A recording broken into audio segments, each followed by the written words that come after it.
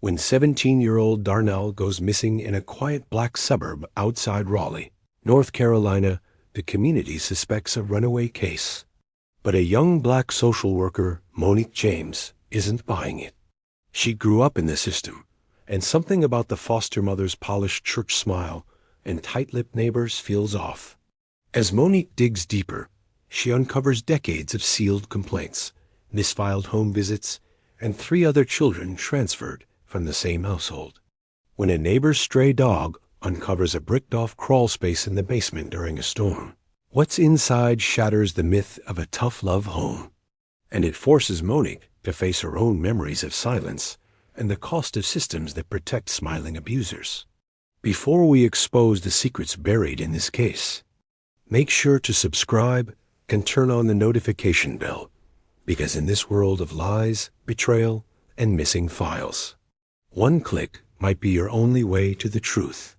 Now let's begin. The storm had no right being that loud. Lightning crackled over a line of identical brick ranch homes in the Rosewood Crest neighborhood just outside Raleigh backyard soggy, porch lights flickering, American flags snapping wet in the wind. It was the kind of night that made secrets restless. Monique James sat in her car 2 houses down from 1842 Elmhurst Drive. Engine off, windows cracked just enough to fog. Her hand hovered over the manila folder on her passenger seat. Unofficial file. Copied without permission. Printed from a system she wasn't supposed to have access to after hours. She'd stared at it for 20 minutes. Darnell Boone, age 17, missing 10 days. The police called it a likely runaway. Case cooling faster than a cup of gas station coffee. No known relatives. No press. No leads. But Monique had grown up in houses like 1842 Elmhurst.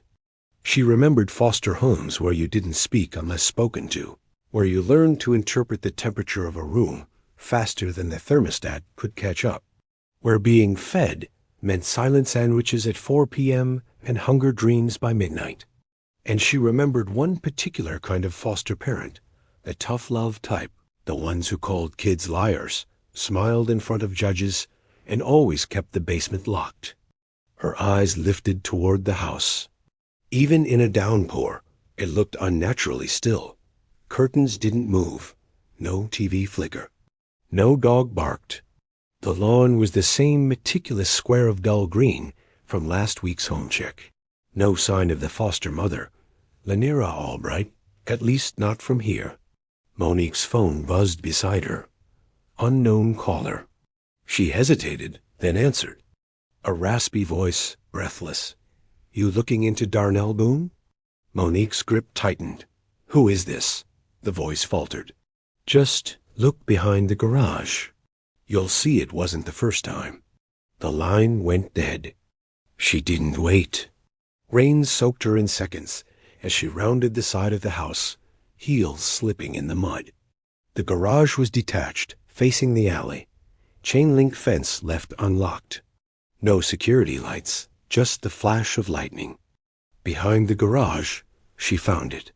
A weather-beaten dog collar half buried near the trash bins, and beneath that a rusted vent, loose at the edge. A sick smell curled from beneath it. She reached for her flashlight. Inside the vent, wedged like it had been stuffed in there deliberately, was a tiny pair of sneakers. Kid-sized, pink with faded glitter, not Darnell's. She staggered back. That was when the motion light over the back porch clicked on.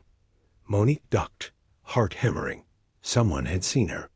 A silhouette appeared in the second-floor window rigid, watching. Too still for panic. Not a reaction to the light, but a response to it. Someone expected her. Monique made her way back to the car fast, but controlled. The manila folder pressed against her chest, now like a shield. Rain pounded the windshield as she started the engine. She didn't head home. She drove straight to the last person who ever lived in that house before Darnell. Her name was Tasha Bell, 23, a high school dropout with a sealed juvenile record and an address now listed, Clear Pines Transitional Living. Tasha answered the door with suspicion, eyes darting behind Monique before she stepped aside. "You shouldn't be here," she said, closing the door fast behind them. "I just need to know," Monique said. "Was there a basement?" Tasha flinched. "Don't ask me that. You lived there. I think you know what happened to Darnell.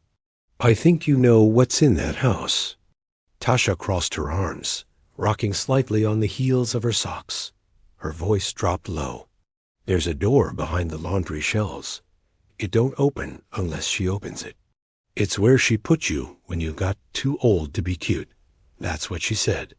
I made myself ugly on purpose. I cut my own hair off with scissors." She looked up, eyes wet. "She don't want babies. She wants silence." Monique left Clear Pines shaking. She didn't cry, didn't scream, just sat in her car for the second time that night with the folder in her lap, staring at the names inside. Cross-referenced placements. Kids whose files ended without an update. Just a final line, reassigned. One of them had the same birth year as the pink sneakers. The next morning, she filed a complaint directly to a friend inside Wake County CPS, made copies. Sent one to a local reporter she trusted. Darnell's case would not be buried. But by the time she returned to Elmhurst Drive, later that week, this time with her badge, an officer's escort, and a knock warrant, the basement door was already open. And what they found behind it. The smell hit first. It wasn't rot, not exactly. It was older than that. Stale mildew layered over years of bleach, mothballs, and something darker, something like forgotten skin and damp secrets. Monique stood in the narrow hallway, flanked by 2 patrol officers and a CPS investigator she didn't trust. The foster mother, Lenora Albright, had answered the door in pearls and pressed slacks, her lips painted soft rose. The very picture of grandmotherly grace. She played confused at first. A break-in? Here? Then reluctant. "I haven't been down there in ages." Then distant. "It's just storage now, dear." But the officers had a signed warrant. And the moment Monique mentioned Darnell Boone's name, the woman's composure cracked just enough. Her eyes blinked once too slow. Her hand reached for the wall, as if trying to remember where it ended, and her story began. Now, the group stood before a small white door, hidden behind sliding utility shelves in the laundry room. Metal hinges painted over again and again. A round brass knob with deep scratches around the base. Scratches like fingernails. Desperate ones. Officer Reeves, a younger cop with a high and tight fade and anxious hands, turned the knob slowly. The door creaked open. The stairwell descended in silence. No light. Just a single string with a pull chain swaying mid-her like it had been waiting. Monique went first. The basement was colder than it should have been in a southern summer. The concrete walls sweated. Exposed pipes ran along the ceiling, dripping steadily into a rusted tin bucket that echoed like a metronome for madness. A mattress lay on the floor, no bed frame, no sheets. Just a yellowed foam slab stained in the corners. Duct tape wadded and discarded near the baseboard. In one corner, a crate of expired canned food. And beside it, a cracked mirror propped against the wall with something scratched into the glass. Monique moved closer. It wasn't just a word. It was a date. Multiple dates. August 14th, 16. November 22nd, 18. The 3rd of February, 21. She turned to the CPS agent, Aaron Ford, a clean-cut company man with the kind of stiff empathy trained in classrooms. "Those look like years. Look them up. I want every placement record that ended on those dates. I want to know where those kids went." Aaron shifted. "That's not protocol." Monique cut him off, her voice sharp. "Neither is keeping children in basements." Officer Reeves opened a small closet beneath the staircase and stepped back fast. Monique saw his face change tight passion.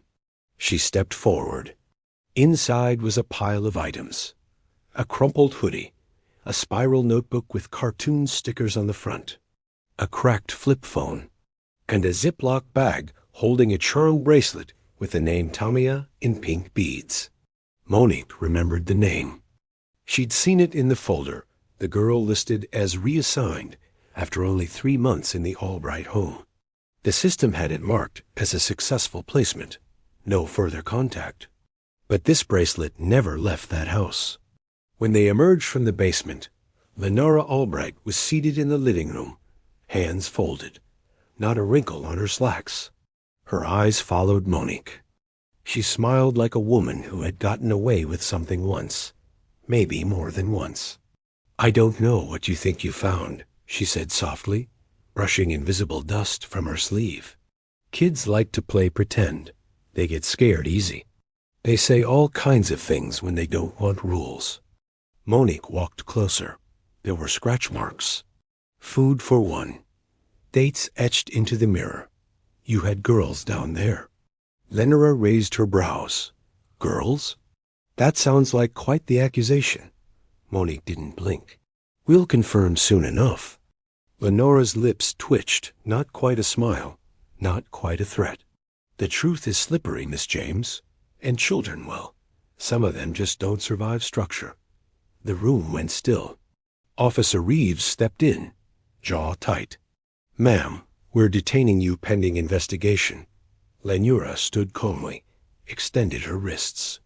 "Of course." That night, Monique didn't sleep. She stayed up with the files. She cross-referenced every name, every date. She called in favors from 2 old caseworkers and 1 data clerk who owed her more than silence. By morning, she had a list. 5 missing children, all placed in the Albright home between 2014 and 2022. All marked as runaways or reassigned. No confirmed follow-up, no family contact, no exit interviews. And now 1 more, Darnell Boone. But he wasn't in the basement. Monique stood in the Rosewood Crest neighborhood the next day, watching his crime scene tape flapped in the wind. She looked over the house one more time. Something nagged her. The old vent, the one behind the garage. That's where the dog had started sniffing. She circled back around. The crawl space. And that's when she saw it. The dirt had shifted again, slightly caved, like it had been disturbed. Her breath caught. She knelt, pushed the soil with a gloved hand. Then again. Then stopped. Beneath the first layer of loose soil was a patch of disturbed red clay and the corner of a plastic tarp. Her fingers froze. Monique didn't breathe. Her fingers hovered just above the edge of the plastic tarp, like it might pull back on its own, like it might lurch out from the ground and make everything too real. Too fast, but reality had already caught up, and it was soaked in red Carolina clay.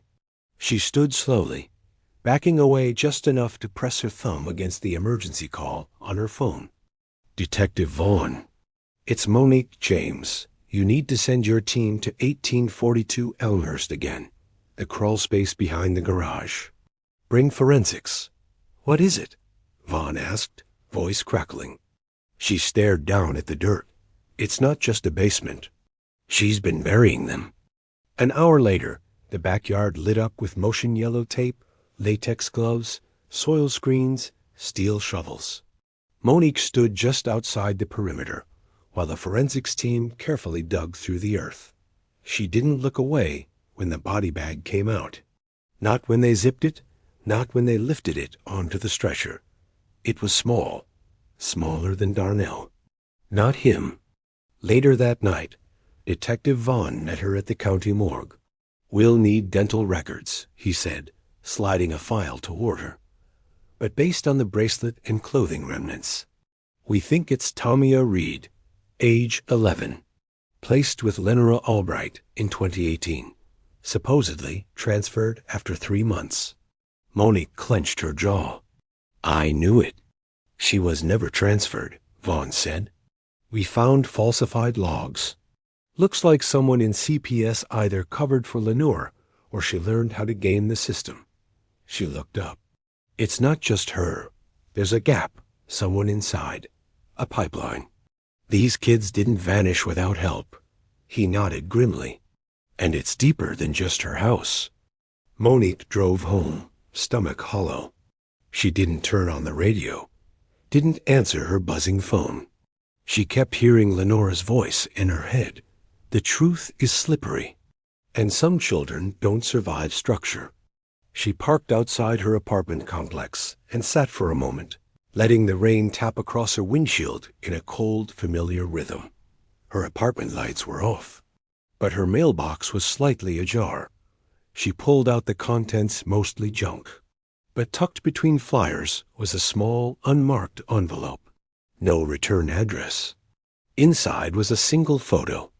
A grainy snapshot of Darnell Boone alive. Not recent, but unmistakably post-disappearance. He was in a hoodie, looking sideways, caught mid-step near what looked like an abandoned motel. On the back of the photo, written in blue ink, he wasn't the only one who ran. He was the only one who mattered. No signature. Monique's breath caught. Darnell ran, but not far, and someone wanted her to find him. She spent the next 3 hours cross-referencing the background in the photo. Brick pattern, broken signage, fence lines. She matched the angle of the rusted AC unit in the upper corner of the image. Eventually, it clicked. Clearwater Motel, Highway 64, just outside Wendell. Boarded up 5 years ago. No security, no oversight. But it had something else, a reputation.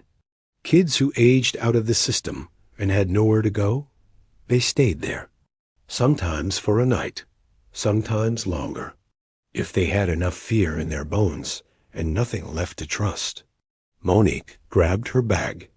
The Clearwater Motel was dead quiet when she arrived. Just the wind and the occasional skitter of loose gravel across the lot. Most rooms were bolted or busted, windows broken. Mattresses inside flipped, stained, collapsed in corners. She walked the hallway with her flashlight low. No weapon, just instinct. And a folder of too many names. Room 12. The door was shut, barely latched. She knocked softly. No answer. Then she heard it a scrape inside. Movement. Breathing. "Darnell?" she called out gently. "It's okay. I'm not police. I'm with Child Services, sort of. I'm not here to take you back. I'm here to listen."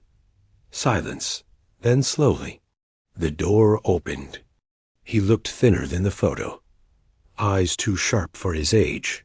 Face tired in the way only people who've had to sleep with one shoe on and one eye open ever looked. But it was him.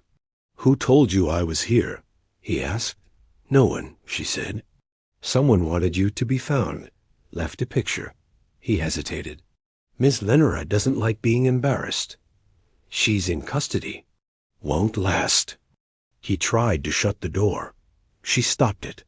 Tamia's body was found. In the yard. He froze. "I need your help," Monique said. "If you testify, if you tell them what she did, how she kept you, what she threatened, it could save every other kid still trapped." He stared at the ground. "I didn't run because I was scared," he said. "I ran because she let me." "What do you mean?" "She knew someone was looking. She wanted me gone. Someone paid her to get rid of me, but she told them I was handled." "Who paid her?" He looked up, eyes blazing now. "You're thinking small, lady. Miss Lenora? She was just one door. I've seen the hallway." Monique stared at Darnell. The motel room felt like it had sunk into the earth. His last words echoed in the cracked walls. "She was just one door. I've seen the hallway." "What do you mean, Darnell?" she asked carefully. He looked past her, out the busted blinds toward the empty highway. There were other homes, other women like her. Same rules, same phrases, same food, same threats, different zip codes. He rubbed his hand over his face, like he was trying to erase the memory. "I saw papers once. A list. It was names, like a log. Kids who got bounced from home to home. Sometimes they came back with bruises. Sometimes they didn't come back at all. Where did you see it? Monique whispered. Her office, in the basement. Not the one with the mattress, the other side. She had 2 locks. One for the kids, one for the files. Monique exhaled. We never found that room. You wouldn't. It was behind a panel. Hidden. She showed me once. Said if I ever talked, I'd end up in the dirt like the glitter girl. I think she meant Tamia. Monique blinked back the heat in her eyes. Will you come with me? She asked. Tell the full story? Name the other homes? Let us prove it wasn't just her? He hesitated, then nodded. 2 weeks later, Wake County Courthouse. The courtroom buzzed with quiet tension. Reporters filled the back row. A few foster youth advocates sat huddled with their pens and legal pads. Darnell stood in the witness box, clean clothes, sharp haircut, but the shadows under his eyes hadn't left. Lenora Albright sat at the defense table in a pale blue suit, still smiling, still powder perfect. But her hands twitched now. Monique sat behind the prosecutor, arms folded, notebook full, jaw set. Darnell spoke clearly, voice cracking only once. She said I was lucky to be fed, that if I told anyone about the closet, about what happened in the basement, I'd be next. She said the only way out was silence, so I stopped talking. I stopped being seen. He paused. But I never stopped watching. The jury didn't flinch. The judge leaned forward. And what did you see, Darnell? The prosecutor asked. He looked directly at Lenora. I saw her take money from men in suits. They gave her files. I saw one of the papers. It had a list of transfers with red stamps that said, untraceable. I didn't know what it meant back then, but I do now. They were kids. Lost kids. She didn't just hide us. She delivered us. Gasps rippled through the courtroom. Lenora's smile vanished. 1 month later, confidential location. Darnell was placed in protective care through a non-profit housing program. He'd agreed to speak to federal agents under sealed testimony. Not just about Lenora, but about the silent pipeline they uncovered. It wasn't just a single corrupt woman. It was a network. A loophole in the foster system used by traffickers and criminals in plain clothes, all hiding behind family values and government stamps. Lenora's arrest led to the unraveling of 4 more homes. 2 CPS officials were fired. 1 disappeared. 3 more children were recovered. 1 was found in Ohio, 1 in Texas, 1 in a psychiatric ward under a false name. 3 months later, Rosewood Crest neighborhood. The house at 1842 Elmhurst was bulldozed. Neighbors brought candles. Some wept. Some stood stone-faced with arms crossed, ashamed it had happened across the street, and no one asked more questions. Monique stood at the edge of the rubble, holding a small photo. Tamia Reed, age 11, glitter shoes, hopeful smile. The city had agreed to build a public library in its place. A plaque near the entrance would read, "In memory of the voices silenced too soon. May their stories never be buried again." Epilogue, interview room, local radio station. Monique sat across from a podcast host in a dim recording booth. The host leaned in. So, Monique, after all this, what now? You uncovered something massive. Where do you go from here? She smiled faintly, her eyes tired but resolute. I don't know. I don't think I'm done. He chuckled. You're staying in the system? I'm staying in the fight. She tapped the manila folder in her lap, one of many. Because now I know what to look for. I know the smell, the cracks, the phrases. And I know what happens when good people don't ask one more question. A beat. I was one of those kids once. I survived structure. Now I tear it down. Some stories don't end with a verdict. They echo in quiet rooms, in broken trust, in lives forever altered. This wasn't just a case file. It was a warning about what happens when fear replaces facts, when systems protect themselves, and when good people look away because it's easier. What happened here could happen anywhere, because injustice doesn't need a reason, just an opening. So if this story reached you, don't let it vanish. Speak up. Share it. Start the ripple. Because every time we shine a light, we take power from the shadows. And maybe, just maybe, the next story won't end the same. Like, comment, share. Let your voice join the case.